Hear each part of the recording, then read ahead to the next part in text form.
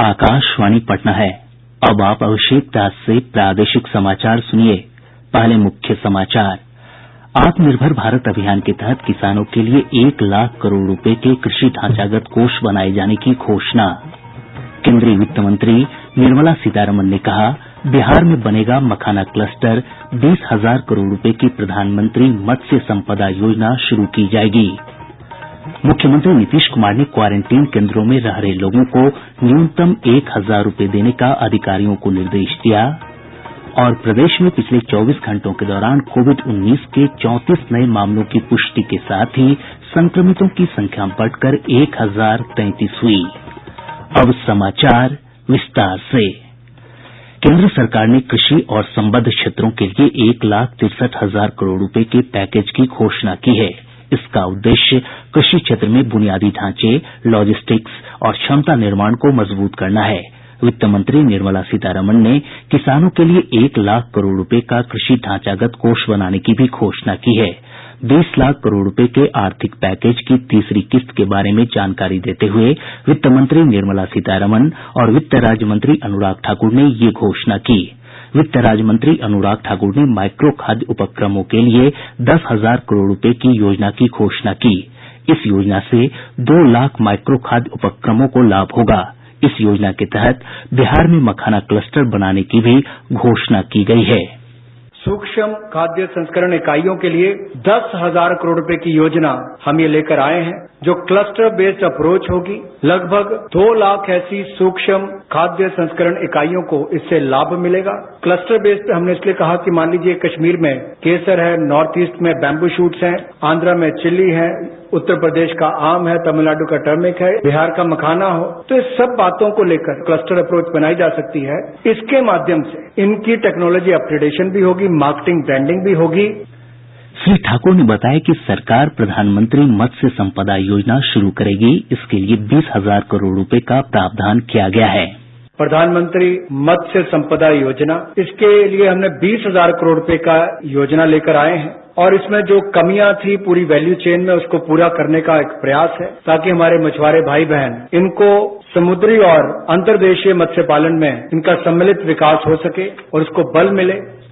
श्रीमती सीतारमण ने बताया कि मवेशियों के टीकाकरण के लिए 13,343 करोड़ रुपए का कोष बनाया गया है। डेयरी प्रसंस्करण के लिए 15,000 करोड़ रुपए के पशुपालन बुनियादी ढांचा कोष की घोषणा की गई है। वित्त राज्य मंत्री अनुराग ठाकुर ने बताया कि हर्बल खेती को बढ़ावा देने के लिए 4,000 करोड़ रुपए के कोष की घोषणा की गई है। हर्बल कल्टीवेशन की प्रमोशन के लिए लगभग 4,000 करोड़ रुपए का प्रावधान इस प्रोजेक्ट के माध्यम से किया जाएगा और 10 लाख हेक्टेयर में इसकी खेती हो पाएगी और इससे 5,000 करोड़ रुपए की आय किसानों की होगी। श्री ठाकुर ने बताया कि मधुमक्खी पालन के लिए 500 करोड़ रुपए का आवंटन किया गया है। इससे 2 लाख मधुमक्खी पालकों को लाभ होगा। मधुमक्खी पालन को बढ़ावा देने के लिए 500 करोड़ रुपए की ये योजना लेकर आए हैं और इसके माध्यम से 2 लाख से ज्यादा मधुमक्खी पालकों को उनकी आय में वृद्धि होगी और उपभोक्ताओं को बेहतर शहद भी मिलेगा। केंद्र सरकार ने सभी फलों और सब्जियों को ऑपरेशन ग्रीन के अंतर्गत लाने की घोषणा की है।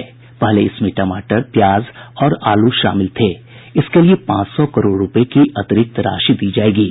श्री ठाकुर ने बताया कि लॉकडाउन की 2 महीने की अवधि में किसानों की सहायता के लिए कई कदम उठाए गए हैं। न्यूनतम समर्थन मूल्य देने के लिए लगभग 74,300 करोड़ रुपया खर्च किया गया, जो सीधा किसानों को गया है और इसके अलावा जो पीएम किसान योजना है उसके अंतर्गत 18,700 करोड़ रुपया पिछले 2 महीनों में किसानों के खाते में सीधा डाला गया है। फसल बीमा योजना के माध्यम से भी जो उनके क्लेम्स मिलने थे वो 6,400 करोड़ रुपए के क्लेम किसानों को मिले हैं। प्रधानमंत्री नरेंद्र मोदी ने वित्त मंत्री निर्मला सीतारमण द्वारा घोषित उपायों का स्वागत किया है। उन्होंने एक ट्वीट में कहा कि इन उपायों से ग्रामीण अर्थव्यवस्था, किसानों, मछुआरों, पशुपालन और डेयरी क्षेत्र को मदद मिलेगी। श्री मोदी ने कृषि क्षेत्र में सुधार की पहलों का विशेष रूप से स्वागत किया, जिससे किसानों की आय में वृद्धि होगी। उप मुख्यमंत्री सुशील कुमार मोदी ने केंद्र सरकार द्वारा कृषि क्षेत्र के लिए घोषित पैकेज का स्वागत करते हुए कहा है कि इससे कृषि और इससे जुड़े अन्य क्षेत्र का विकास सुनिश्चित होगा। उन्होंने कहा कि स्थानीय उत्पादों की मार्केटिंग को अंतर्राष्ट्रीय बाजार में स्थापित करने का प्रयास काफी सराहनीय है। पूरी दुनिया के अंदर सबसे ज्यादा मखाना का उत्पादन बिहार में होता है। करीब विश्व की आवश्यकता का 80% मखाना बिहार में ही पैदा होता है। तो हर राज्य का जो ऐसे लोकल स्थानीय जो उत्पाद है उसको एक अंतर्राष्ट्रीय बाजार देने के लिए, उसको प्रोत्साहित करने के लिए 10,000 करोड़ रुपए का प्रावधान किया गया है। इस तरह की जो तमाम घोषणाएं की गई हैं, इससे किसानों की आमदनी भी बढ़ेगी और इससे कोरोना संक्रमण के लॉकडाउन के कारण किसानों को जो भारी नुकसान हुआ है उसकी भी क्षतिपूर्ति इसके द्वारा हो सके। केंद्र सरकार ने प्रवासी मजदूरों की सुरक्षित घर वापसी के लिए राज्यों को पत्र लिखा है। गृह सचिव अजय भल्ला द्वारा राज्यों के मुख्य सचिवों को लिखे पत्र में कहा गया है कि मजदूरों की यात्रा को सुविधाजनक बनाने के लिए प्रतिदिन 100 श्रमिक विशेष रेलगाड़ियों का परिचालन हो रहा है। लोगों को इन व्यवस्थाओं के बारे में जागरूक करने और राज्यों द्वारा उन्हें पैदल यात्रा नहीं करने का परामर्श देने की जरूरत है। उन्होंने कहा कि राज्यों को यह सुनिश्चित करना चाहिए कि ऐसे कामगारों को पास के आश्रय स्थलों पर ले जाया जाए और बसों या रेलगाड़ियों में सवार होने तक उन्हें भोजन और पानी उपलब्ध कराया जाए। श्री भल्ला ने कहा कि रेलवे को आवश्यकता के अनुसार इस उद्देश्य के लिए अधिक से अधिक विशेष रेलगाड़ियां चलानी होंगी। इधर सुप्रीम कोर्ट ने भी कहा है कि यह राज्यों की जिम्मेवारी है कि वह पैदल लौट रहे लोगों की सुविधाजनक और सुरक्षित घर वापसी सुनिश्चित करे। प्रदेश में प्रवासी कामगारों के आने का सिलसिला लगातार जारी है। अब तक 229 विशेष ट्रेनों के माध्यम से 2,83,000 से अधिक लोग बिहार पहुंचे हैं। सबसे अधिक 37 ट्रेन गुजरात से आई है। महाराष्ट्र से 34, पंजाब से 28, राजस्थान से 26, हरियाणा से 21, कर्नाटक और तमिलनाडु से 11, दिल्ली से 9, आंध्र प्रदेश से 8 और चंडीगढ़ से 4 ट्रेन आई है। आज 40 ट्रेनों के माध्यम से 60,000 से अधिक लोग विभिन्न स्टेशनों पर पहुंचेंगे। राज्य सरकार ने दूसरे राज्यों में रह रहे दिव्यांगों की घर वापसी के लिए नोडल पदाधिकारी की नियुक्ति की है। नोडल अधिकारी निःशक्तता आयुक्त कार्यालय से समन्वय कर इनकी वापसी सुनिश्चित करेंगे। प्रादेशिक समाचार आप आकाशवाणी पटना से सुन रहे हैं। मुख्यमंत्री नीतीश कुमार ने क्वारंटीन सेंटर में रह रहे लोगों को यात्रा किराए में खर्च की गई राशि और अतिरिक्त 500 रूपये देने के संबंध में सभी आवश्यक तैयारी पूरा कर लेने का अधिकारियों को निर्देश दिया है। उच्च स्तरीय समीक्षा बैठक में मुख्यमंत्री ने कहा कि 21 दिन की अवधि पूरी होने के तत्काल बाद लोगों के बैंक खातों में राशि भेजना सुनिश्चित किया जाए। मुख्यमंत्री के निर्देश के बाद आपदा प्रबंधन विभाग ने सभी जिलाधिकारियों को क्वारंटीन सेंटर में रह रहे लोगों के बैंक खाते और आधार नंबर का विवरण तैयार करने का आदेश दिया है। गौरतलब है कि राज्य सरकार ने प्रवासी कामगारों को न्यूनतम 1,000 रूपये देने की घोषणा की थी। मुख्यमंत्री ने प्रवासी श्रमिकों को जल्द से जल्द लाने के भी निर्देश दिए। उन्होंने अपने घरों को पैदल लौट रहे लोगों से नजदीकी थाने या प्रखंड कार्यालय जाने की सलाह दी ताकि उन्हें वाहनों के माध्यम से गंतव्य स्थल तक पहुंचाया जा सके। श्री कुमार ने क्वारंटीन सेंटर में रह रहे लोगों से अनुशासन और संयम बरतने की अपील की है। प्रदेश में पिछले 24 घंटों के दौरान कोविड-19 के 34 नये मामलों की पुष्टि के साथ ही संक्रमितों की संख्या बढ़कर 1,033 हो गई है। कल जो नये मामले सामने आये उसमें मधेपुरा से 7, सिवान और खगड़िया से 5-5, सहरसा से 3, जमुई, सुपौल, किशनगंज, मधुबनी और वैशाली से 2-2 तथा पटना, लखीसराय, नवादा और भोजपुर से 1-1 मामले शामिल हैं। पटना में संक्रमितों की संख्या 100 हो गई है। स्वास्थ्य विभाग से प्राप्त जानकारी के अनुसार 3 मई के बाद प्रवासी बिहारियों के आने से संक्रमण के मामलों में तेजी आई है। 3 मई तक मात्र 516 मरीज मिले थे और 13 दिनों में इनकी संख्या बढ़कर 1,033 हो गई है। अब तक 438 मरीज स्वस्थ होकर घर लौट चुके हैं, जबकि 7 की मौत हुई है। इधर पंचायती राज विभाग द्वारा जारी एक रिपोर्ट के अनुसार प्रदेश के 8,386 पंचायतों में से मात्र 260 पंचायत ही कोरोना संक्रमण की चपेट में आए हैं। 97% पंचायत अभी भी संक्रमण से सुरक्षित हैं। देश भर में कोविड-19 संक्रमितों की संख्या बढ़कर 81,970 हो गई है। इनमें से 27,920 लोग स्वस्थ हो चुके हैं, जबकि 2,649 लोगों की मौत हुई है। नीति आयोग में स्वास्थ्य संबंधी विभाग के सदस्य डॉक्टर वीके पॉल ने प्रत्येक नागरिक से आग्रह किया है कि वे नोवल कोरोना वायरस के संक्रमण की कड़ी तोड़ने के लिए सुरक्षित दूरी का पालन करें। ये एब्सोल्युटली जरूरी है कि सोशल डिस्टेंसिंग को हम परफेक्ट करें। और इसीलिए जो देशव्यापी लॉकडाउन हो रहे हैं उसी को संभव करने के लिए ये कोशिश करी जा रही है। अगर हम अपने आप को डिसिप्लिन करेंगे, अपने आप संयम बरतेंगे, तो हम इस वायरस की ट्रांसमिशन चेन को तोड़ने में सफल होंगे।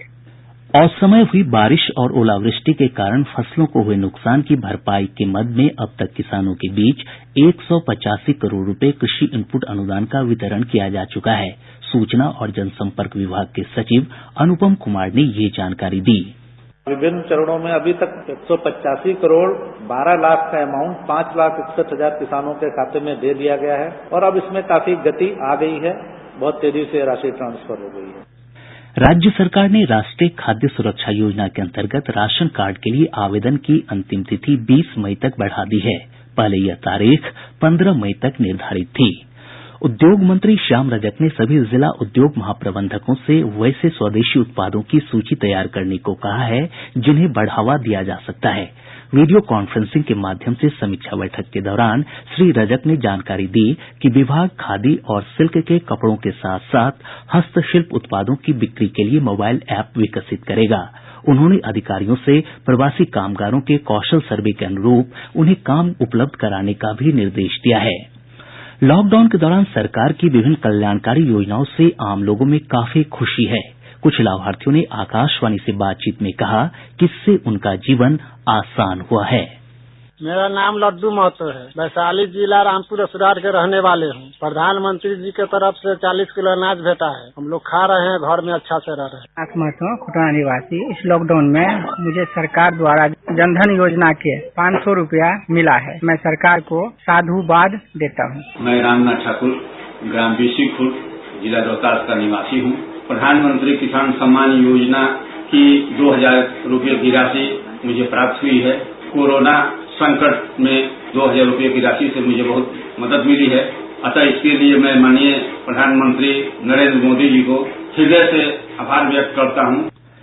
नेशनल टेस्टिंग एजेंसी ने जून महीने में होने वाली UGC net, CSIR net, ICAR net और JNU प्रवेश परीक्षा के लिए आवेदन की अंतिम तिथि 31 मई तक बढ़ा दी है। अब पटना से प्रकाशित प्रमुख समाचार पत्रों की सुर्खियां।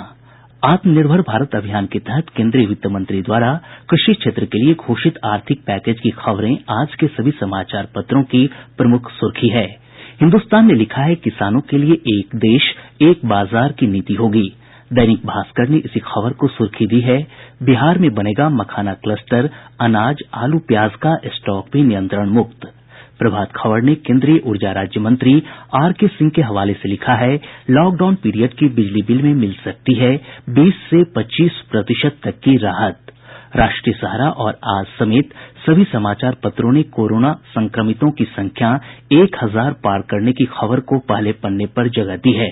दैनिक जागरण ने इलाहाबाद उच्च न्यायालय के एक फैसले को प्रमुखता देते हुए लिखा है, इस्लाम का हिस्सा नहीं है लाउड स्पीकर से अजान।